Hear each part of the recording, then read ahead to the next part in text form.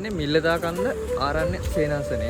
ඉතින් මම කලින් දාපු වීඩියෝ එකට ටිකක් සෑහෙන ප්‍රතිචාරයක් තිබ්බසා ගොඩක් අය අහලා තිබ්බ මේ කොහෙද කියලා. ඉතින් මේ තමයි ගම්පහ ප්‍රදේශයේ කිරිඳිවැල නගරාසන්නව ඉතින් දොම්පේ කොට්ටාසෙට තමයි ආයි තියෙන්නේ කිරිඳිවැල. කිරිඳිවැල ඉඳලා මිල්ලතේට යන පාරේ තමයි අපිට හම්බ වෙන්නේ මේ මිල්ලතන කන්ද ආරණ්‍ය සේනාසනය. ඉතින් මේකේ තියෙන වැදගත්කම තමයි මේක ගොඩක් පැරණි ආරණ්‍ය සේනාසනයක්. ඉතින් හරිම ලස්සනයි නිස්කලංක තැනක්. අපි ගිහින් බලමු.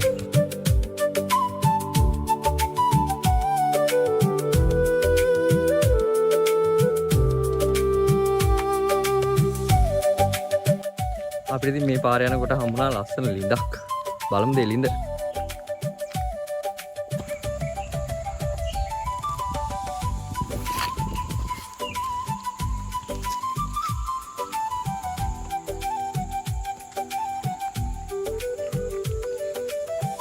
ඉතින් දීර්ඝ කන්දක් තියෙනවා යන්න. පොඩ්ඩක් ලොකු කන්දක් තියෙන්නේ. කිලෝමීටරයක් නෑ. මීටර 600ක් වගේ නම් යන්න තියෙනවා ලොකු කන්දක්. පයින් යන්න අමාරු වාහනයක තමයි එන්න වෙන්නේ. අල්බ්‍රස්ෙන් පේනවනේ පහු කරන දුර. ඉතින් මේ හම්බ වෙන්නේ අපිට මිලිතා කන්ද ආරණ්‍ය සේනාසනයේ පළවෙනි පිවිසුම. ඉතින් පොඩි පිවිසුමක් තියෙන්නේ. හරි ලස්සනයි මේ පිවිසුම. අපි බලමු ගිහිල්ලා ළඟට ඒක මොකද්ද තියෙන්නේ කියලා.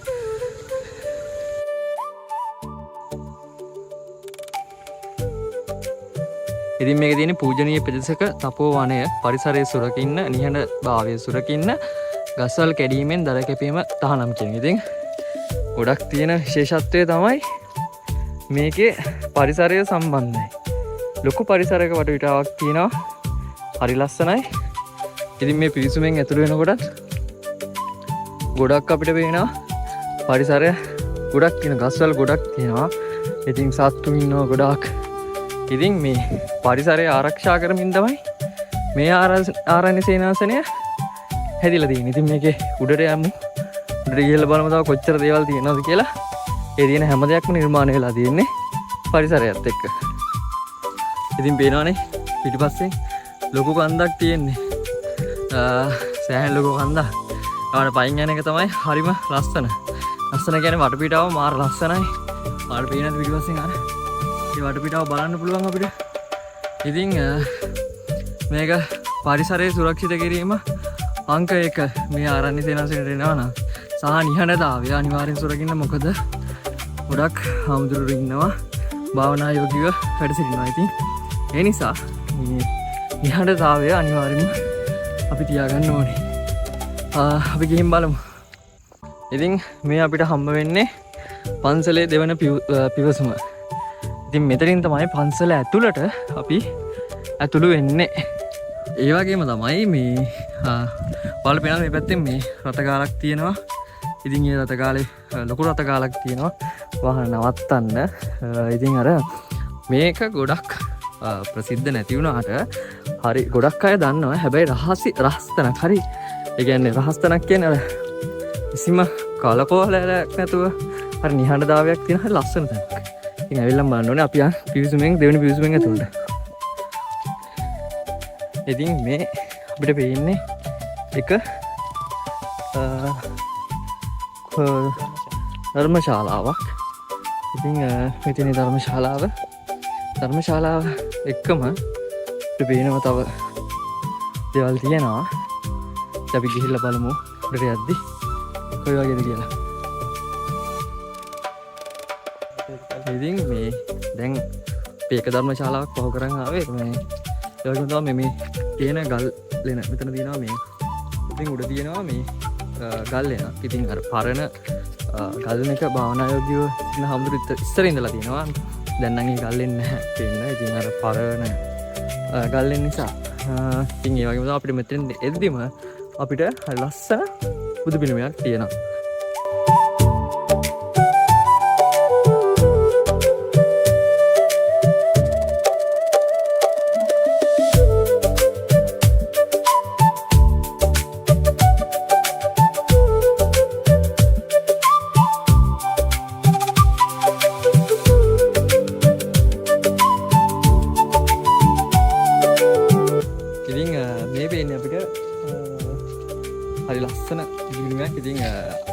පන්සලට ඇතුල් වෙනකොටම අපිට ඒක බලා ගන්න පුළුවන් බුදු පිළිමය. මාරම ලස්සනයි. ඉතින් ගොඩක් විශාලයි. මේ ඒ වගේම මගේ අනිත් පැත්තෙන් ධර්මශාලාවක් බලා ගන්න පුළුවන්. ඒක පරණම ධර්මශාලාව මේ විදිහට තියෙන. ඉතින් ඒ දෙක තමයි අපිට ඇතුල් වුණාන් පස්සේ අපිට එතනින් තියෙන හරි ලස්සන හිත නිවන දර්ශන දෙකක්. මේ තියෙන්නේ පන්සලට උඩට තව යන්න ඕනේ. අර අපිට පේන්නේ උඩ පන්සලේ. ඉතින් එතන ගියන් පස්සේ තමයි අපිට තියෙන්නේ එතනින් උඩට ඇතුළු වෙන්න. ඉතින් ධාතු මන්දිරය, වගේම භාවනා කුටි, මේ හැම දෙයකටම ඇතුළු වෙන්න තියෙන්නේ එතනින් උඩින්. ඉතින් හරි ලස්සනයි. ඒ වගේම තමයි ඔයාලට පේනවද මෙතන ගලක් තියෙනවා. මේ ගල උඩ තියෙනවා තවත් මේ ගල උඩ නිර්මාණය වෙලා තියෙන තවත් සමාධි පිළිමයක්. ඉතින් එහා පැත්තෙන් යන්න ඕනේ. අපි බලමු යන්න පුළුවන් වේද කියලා. පුළුවන් වුණොත් අපි පැත්තෙන් ඒ සමාධි පිළිම බලන්නත් යනවා. ඉතින් මේ දෙන්නේ පන්සලේ උඩටම පන්සලේ අපි ගියමු තුන්වෙනි පිවිසුම තමයි අපිට කියන්න වෙන්නේ. මේ තියෙන මිනිතාගන්න පන්සලේ අපි කිව්වේ මෙතනින් පල්ලෙහාට එන්න ඕනේ. ගොඩක් දුර එන්න ඕනේ. ඉල්ල තමයි මෙතනින් තමයි අපි තුන්වෙනි පිවිසුම වෙන්නේ. ඉතින් මේ මිල්ලදාගන්ද ආරණ්‍ය සේනාසනේ අර පැත්තේ ඉඳලා මේ පැත්තට පොඩ්ඩක් ආවහම මං කිව්වේ අර ගල්ල උඩ තියෙනවා සමාධි පිළිමයක් කියලා. ඉතින් මේ එතෙන්ට යන්නේ හරිම ලස්සනයි. ඇත්තට මේ වටපිටාව බලපුවහම මාරම ලස්සනයි මේ. ඉතින් පුදුම ලස්සනයි. ගොඩක් අපි එද්දි පළවෙනි පිවිසුමේ අපිට හම්බුනේ. ඉතින් පරිසරයත් එක්ක තමයි මේක නිර්මාණය වෙලා තියෙන්නේ. පුදුමාකාර ලස්සනක් තියෙන මේ වටපිටාවේ. ඒ විතරක් නෙමෙයි තව සුවිශේෂී දෙයක් තියෙනවා. ඒ තමයි ශ්‍රීපාද කන්ද. ශ්‍රීපදස්ථාන කන්ද අපිට පේනවා මේ මිලතා කන්ද පන්සලේ උඩටම ගියාම අපි එතෙන්ටත් යනවා. ඊට කලින් අපි යම්බන් සමාධි පිළිමෙත් බලන්න.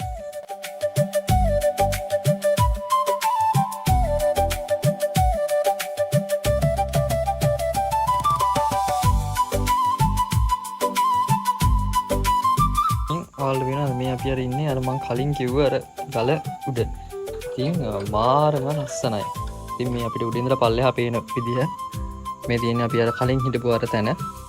එතනින් තමයි අපි ආවාසෙකට ඒ ටිකට යන්න ඕනේ. එතනින් උඩට තව තියෙනවා. ඉතින් මේ උඩින් ඉඳලා බලනකොට අපිට වටපිටාව පේන විදිහ.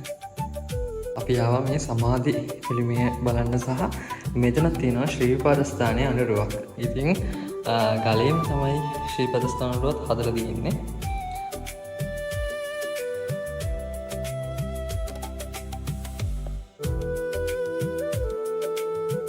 ඉතින් මේ සමාධි පිළිමයත් එක්ක ශ්‍රීපාද අනුරුවකුත් තියෙනවා. ඉතින් හරිම ලස්සනයි. ඒ වගේම තමයි දැන් මෙතනින් ඉඳන් ඉඳලත් තව දේවල් ටිකක් අපිට බලමු. අපි බලමු ගල්ලෙනක් තියෙනවා. ඒ ගල්ලෙන දැන් නම් නැහැ කියලා තමයි කිව්වේ. බලමු අපිට බලන්න පුළුවන් වුණොත් අපි බලමු මේ ගල්ලෙන. ගල්ලෙන්ට යන්න අමාරුයි. මොකද මෙතනින් පල්ලෙහාට තමයි ගල්ලෙනේ යන්න ඕනේ මේ. ඉතින් දැන් යන්න බෑ. ඉස්සර යන්න පුළුවන් කියලා ඉස්සර ගල්ලෙන් කීපයක් තිබිලා තියෙනවා. ඉතින් දැන් අපිට මේ ගල්ලෙන්ට යන්න බෑ. ඉතින් ඇත්තටම යන්න දෙයක් නැත්තේ මේ කැලෑවත් වෙලා. ඉතින් යන්නත් බෑ. මෙතනින් තමයි මේ වල පේන දෙයින් තමයි පල්ලෙහාට යන්න තියෙන්නේ. ඉතින් මිල්ලදාගන්ද පන්සලට ඔයාලත් එනවා නම් එන්න ඕන විදිය මං ආයෙ පොඩ්ඩක් කියන්න. ඔයාලා ගම්පහවට කෙනෙක් නම් දොම්පේ ප්‍රදේශයේ දොම්පේ කොටස තියෙන කිරිඳිවැල කියන නගරේ ඉතින් මිල්ලදේ කියන ප්‍රදේශය තමයි මේ මිල්ලතා කන්ද ආරණ්‍ය සේනාසනේ පිහිටලා තියෙන්නේ. ඉතින් ඔයාලට එන්න පුළුවන් මේ විදිහට. ඕනම කෙනෙක්ගෙන් අහපොත් කිරිඳිවැලට කොහෙද තියෙන්නේ කියලා. ගොඩක් අය කිරිඳිවැල වටින්නේ නැහැ දන්නවා. සුළු වෙන්නේ යන්නේ ශ්‍රීපදස්ථානයේ පේන තැන්ට යන්න තමයි මේ හදන්නේ. ඉතින් මේ ඇතුලේ යන්න තියෙන්නේ. ලස්සනයි.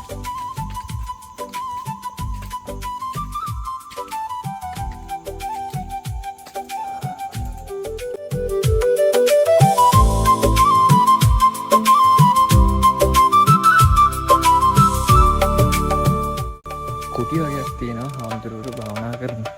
ඉතින් මේ පැත්තට ලාට යන්න බෑ. අපි දැන් මේ ලාවේ හාමුදුරුවෝ දානේ වළඳන වෙලාවේ පොඩ්ඩක් ආවේ බලන්න. හරිම ලස්සනයි.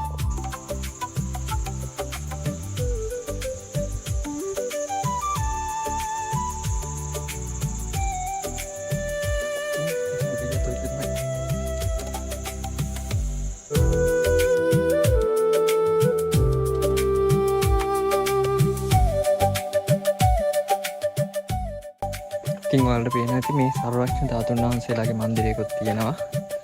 ඉතින් දැන් යන්න බෑ ඇතුළට. මොකද ඒවා කරන වෙලාවට තමයි යන්න ඕනේ. අපි යන් දැන් උඩට.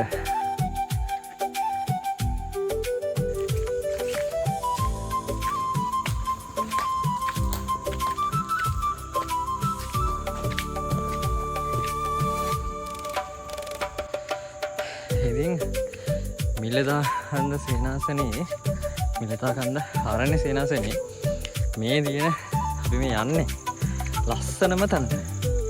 ඉතින් මෙතෙන්ට ගියාම හරිම නිදහස්, හරිම ලස්සනයි. ඉතින් ඕන තරම් වෙලාවක් ඉන්න හිතෙනවා. අපි ගිහින් බලමු. අපි ලඟ වෙනවා ඉතින්.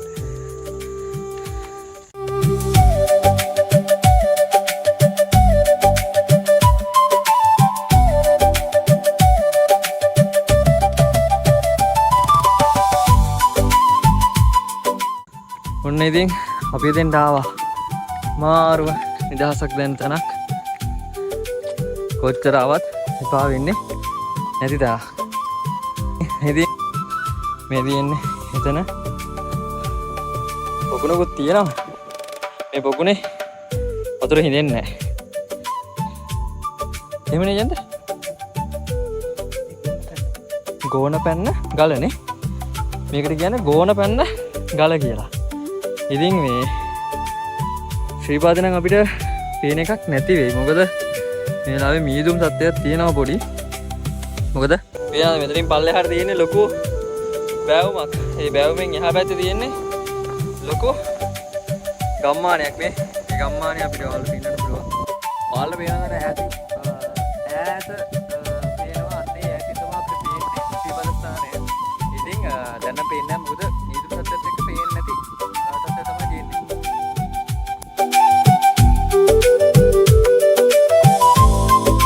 තියෙන පොකුණ. ඉතින් මේ පොකුණේ ජලය අඩු වෙන්නේ නැහැලු කවදාවත්.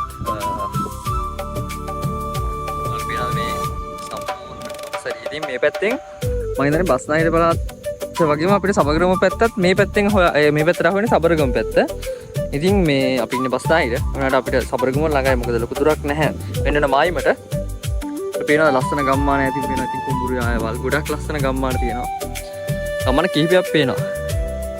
ආංගර ඇතින් තමයි පේන්නේ. දැන් නම් පොඩ්ඩක් අවුව වැඩිගෙන එනවා වගේ චුට්ටක් පේනවා. ඒත් ඉතින් ලොකුවට පේන්නේ නැහැ.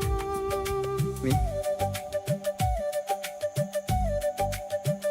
මගේ දැන මේ දිනේ පැරණිම බෝධින් වහන්සේ අපවත් වෙලා.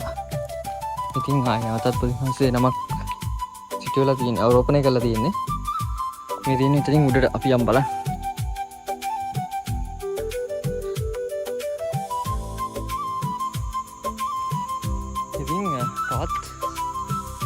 උඩකට අපි ආවේ. බලමු.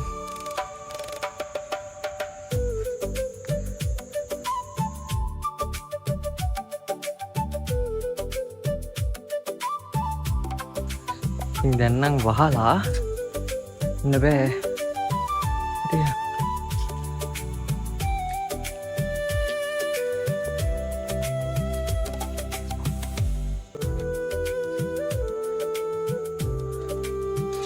මෙන්න ඔයාලට බලා ගන්න පුළුවන් ගල්ලෙනක් තියෙනවා. පොඩි එකක් මේ තියෙන්නේ. චූටි ගල්ලෙනක්. ගොඩක් ලොකු එකක් නෙවෙයි. මේ ඉතින් හරි ලස්සනයි. චෛත්‍ය තියෙන තැනත් මා ලස්සනයි.